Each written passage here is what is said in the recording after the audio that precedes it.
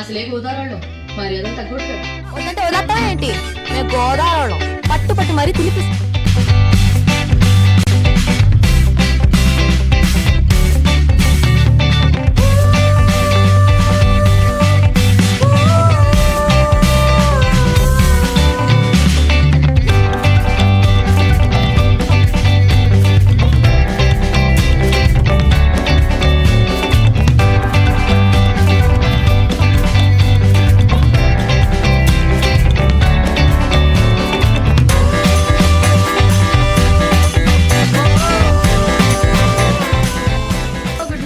Welcome back to creative stuff by Ramya. Welcome back to one more interesting vlog. ఈరోజు వచ్చేసి wedding కోసం అని చెప్పి మేము బయలుదేరుతున్నాం అనమాట. పెళ్ళి వచ్చేసి ఏలూరులో అండ్ మేము ఇప్పుడు వచ్చేసి వైజాగ్ నుంచి తుని వెళ్ళాలి. తుని వెళ్ళి అక్కడ నుంచి బస్ ఆర్ కార్ ఏదనేది ఇంకా క్లియర్గా తెలీదు. సో అక్కడికి వెళ్ళాక తెలుస్తుంది అనమాట ఎలా వెళ్ళడం ఏంటనేది.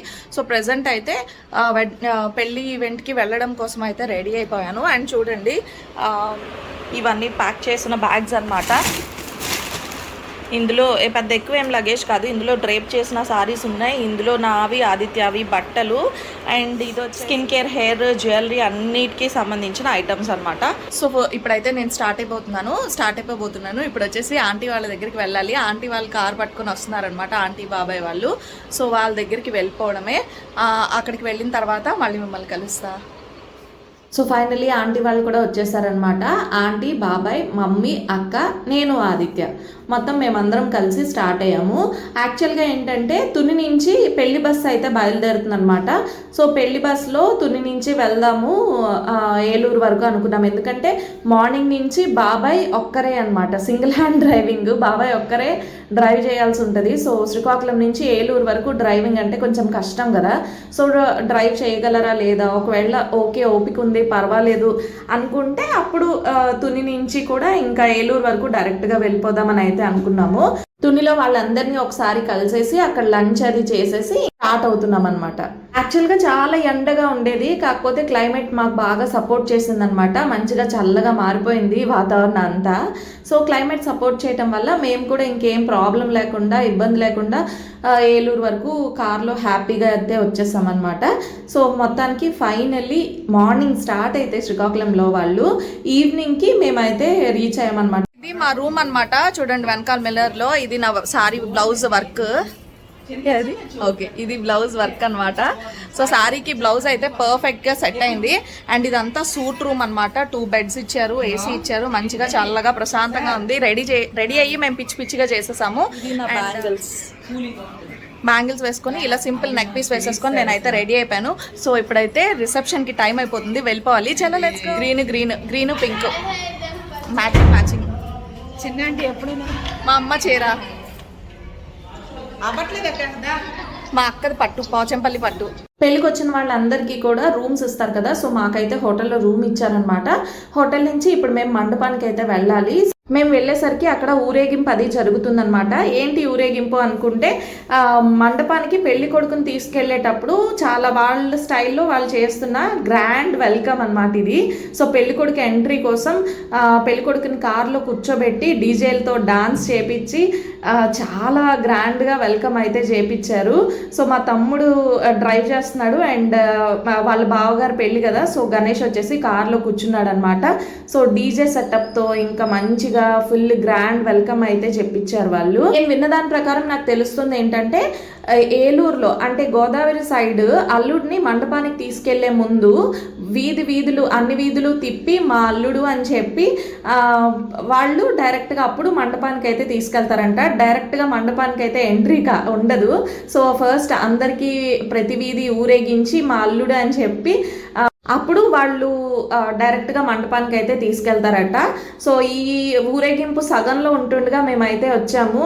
నేను, అక్క, సాహితి అందరం కలిసి ఈ వీడియో తీసి ఈ ఫోటోషూట్స్ ఈ పనుల్లో ఉన్నాం. కానీ మా మమ్మీ అయితే మనవన్ని వెతుక్కునే పనిలో ఉందన్నమాట. సో చాలా రోజులు అయింది కదా సాహితి పెళ్ళికి వెళ్ళి. సో బాబుని చూసి కూడా చాలా రోజులు అయిపోయింది. మా మమ్మీ బాబుతో బిజీగా ఉందన్నమాట.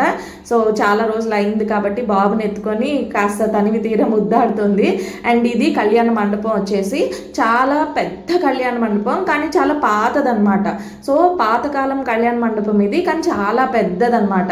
సో ఇప్పుడు వచ్చేసి కళ్యాణ మండపంకి ఊరేగింపు కార్ అయితే వచ్చేసింది. సో ఇక్కడ ఏంటంటే పెళ్లి కొడుక్కి కాళ్ళు కడిగి పెళ్లి కూతురు అన్నయ్య కానీ తమ్ముడు కానీ ఉంటే వాళ్ళు ఎత్తుకొని తీసుకెళ్తారనమాట. సో యాక్చువల్గా ఏంటంటే మా తమ్ముడు పెళ్లిలో కూడా ఇది జరిగింది.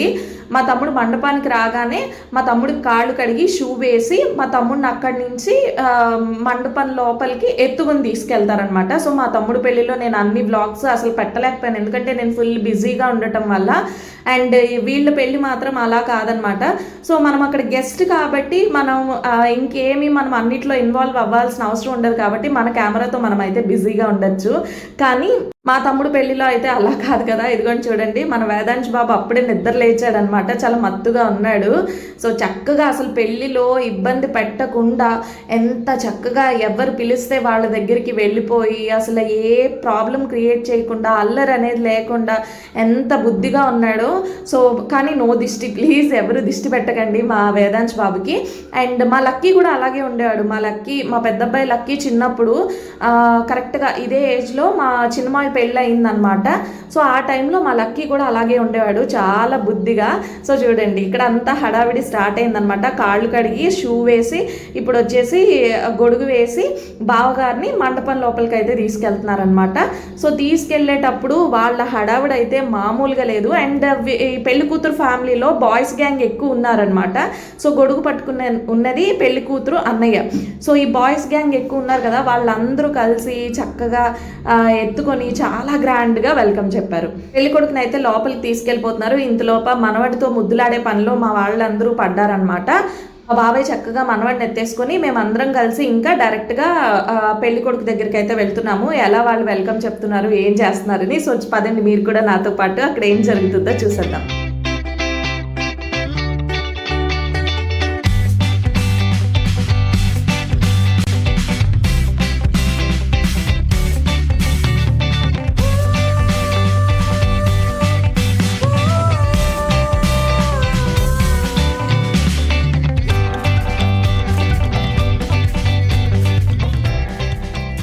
మొత్తానికి పెళ్లి కొడుకుని ఈ విధంగా మండపంలోకి అయితే తీసుకొచ్చారనమాట. ఇంకా మేము కూడా లోపలికి ఎంటర్ అయిపోయాము. అక్కడ వచ్చేసి మనకి వెల్కమ్ డ్రింక్స్ అవి పెట్టారనమాట. అదేంటో నాకైతే అస్సలు అర్థం కాలేదు. ఒకవైపు పల్పీ ఆరెంజ్ లా ఉంది, ఇంకొక వైపు లెమన్ వాటర్ లా ఉంది, అన్నీ మిక్స్డ్ ఉన్నాయన్నమాట. మనకి లెమన్లో ఉన్న గింజలు తెలుస్తున్నాయి, అలాగే పల్పీ ఆరెంజ్ లాగా చిన్న పల్ప్ తెలుస్తుంది, అలా డిఫరెంట్గా ఉందన్నమాట. కానీ ఈ అంతటి ప్రాసెస్లో నాకు బాగా నచ్చింది ఏంటంటే డెకరేషన్ అనమాట. అక్కడ డెకరేషన్ అయితే చాలా చాలా బాగుంది. సో పెళ్లి మండపం చూడగానే నాకు చాలా ప్లెజెంట్గా అనిపించింది. మంచిగా శ్రీవారు అమ్మవార్లతో చాలా కళగా ఉందన్నమాట. పెళ్లి మండపం చాలా బాగా అనిపించింది నాకు. సో ఇటువంటి మండపాన్ని చూడగానే ఫస్ట్ అయితే ఒక మంచి ప్లెజెంట్ వైబ్స్ వస్తాయి. అండ్ అదంతా కూడా మనకి రియల్ ఫ్లవర్స్ తో డెకరేషన్ అయితే చేశారనమాట. కొన్ని ఆర్టిఫిషియల్ ఫ్లవర్స్ ఉన్నట్టున్నాయి, నాకైతే ఆర్టిఫిషియల్ ఫ్లవర్స్ ఎక్కడ కనిపించలేదు. ఇదంతా కూడా మనకి రియల్ ఫ్లవర్ డెకరేషన్ అనమాట. కళ్యాణ మండపం అంతా కాస్త ఓల్డ్ గా అనిపించిన నాకు మండపం డెకరేషన్ మాత్రం చాలా బాగా నచ్చింది. సో ఇందులో పక్కన మనకి స్నాక్ ప్లేట్ అయితే ఇచ్చేస్తున్నారనమాట. సో మా వాళ్ళు అదే పనిలో ఉన్నారు, మడతకాజా మిక్చర్ అవి ఇస్తున్నారు. ఇంత లోపల ఇక్కడ అంతా కూడా ప్రధానంకి సంబంధించి అరేంజ్మెంట్స్ అయితే జరుగుతున్నాయి అనమాట. పెళ్లి కూతురు అత్తగారు వాళ్ళు తెచ్చిన సార్ అంతా కూడా చీర, సారీ, పువ్వులు, గాజులు అన్ని వాళ్ళు అక్కడ అరేంజ్ చేసి పెట్టేసిన తర్వాత ఇంత లోపల పెళ్లి కూతురు కూడా రెడీ అయిపోయింది. సో పెళ్లి కూతురుని కూడా తీసుకొచ్చేస్తున్నాము. మా సాహితీ ఆడపడుచు కాబట్టి సాహితీ ఉండాలన్నమాట. వాళ్ళతో పాటు ఇంకొంతమంది ముత్తైదువులు అందరూ కలిపి ప్రధానానికి పెళ్లి కూతురుని అయితే తీసుకొస్తున్నారు. పెళ్లి కూతురు రెడీ అయిపోయి ఉంది. యాక్చువల్గా ఏంటంటే మా సాహితీ పాపం బాబుకి ఫీడ్ చేయడానికి వెళ్ళింది. అదే సాహితీ కోసమే వెతుకుతున్నాను నేను, సాహితీ ఉండాలి ఆడపడుచు అని చెప్పి. ఇంత లోపల సాహితీ అయితే వచ్చేసింది అనమాట. సో సాహితీని పట్టుకోమని చెప్పాము, ఎందుకంటే ఆడపడిచే ఫస్ట్ కదా, ఆడపడిచే మెయిన్. సో అందుకని చెప్పి సాహితీని పట్టుకోమంటే సాహితీ పెళ్లి కూతురుని పట్టుకుని లోపలికి తీసుకొస్తుంది. పాపం ఈ హడావిడిలో సాహితీ హెల్త్ అయితే పూర్తిగా పాడైపోయింది. అన్నయ్య కానీ తమ్ముడు కానీ పెళ్ళి అంటే ఆ మాత్రం హడావిడి ఉండాలి కదా ఆడపిల్లలకి. సో మొత్తానికి ఇప్పుడు పెళ్లి కూతురుని అయితే తీసుకొచ్చేస్తున్నాము.